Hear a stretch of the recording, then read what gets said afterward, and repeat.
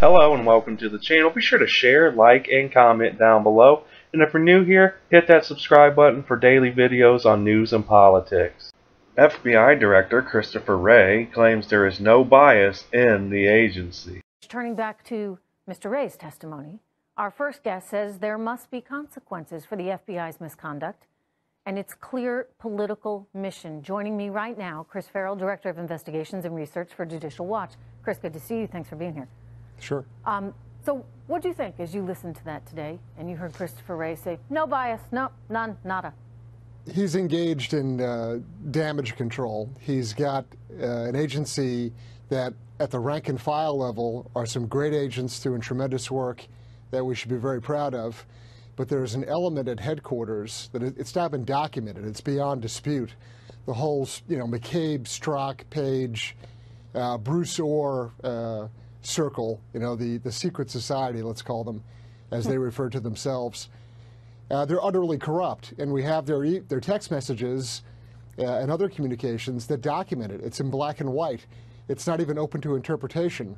So I think the director is attempting to preserve the integrity of the organization or the institution. Mm-hmm. And I understand that. But there are such incredible, fundamental corruption problems at Washington, D.C., it's got to be answered. It's got to be addressed. I wish someone had pushed him a little harder on that, I'll tell you that, because I hear what you're saying. It's part of being proud of our country and proud of our institutions and the FBI. There's certainly a lot of great people working there that are working really hard and don't carry around this sort of political bias with them.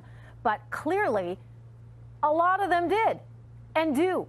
And as you point out, you have only to look to those texts, or you have only to look at how James Comey treated that entire Clinton investigation, and then later was leaking through a friend to the New York Times everything. I mean, the whole thing has been, shall we say, Chris, extraordinarily disappointing.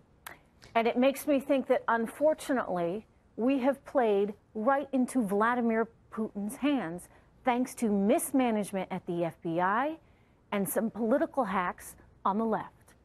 You're right. Putin is laughing at us. I mean, this is an enormous and very elaborate Russian active measures campaign that includes information operations, propaganda, deception, all these elements that they've been running against us, frankly, since the days of the Soviet Union. Mm-hmm. And they love this confusion, this distraction, the finger pointing, the fact that they were able to manipulate these political operatives that are part of this sort of professional political class in Washington, whether you want to call it the deep state, you want to call it any other name, that's what they are.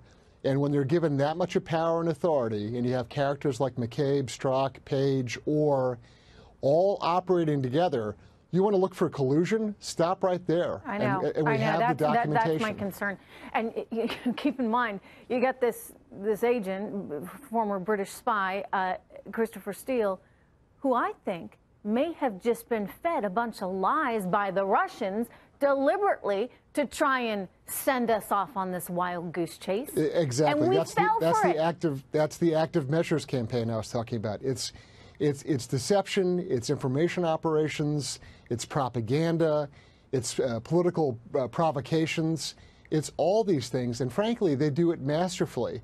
And unfortunately, political opportunists jump in, and they're useful idiots. They're sort of willing dupes who are used, and they can rationalize or use some effort to try to put a smiley face on it.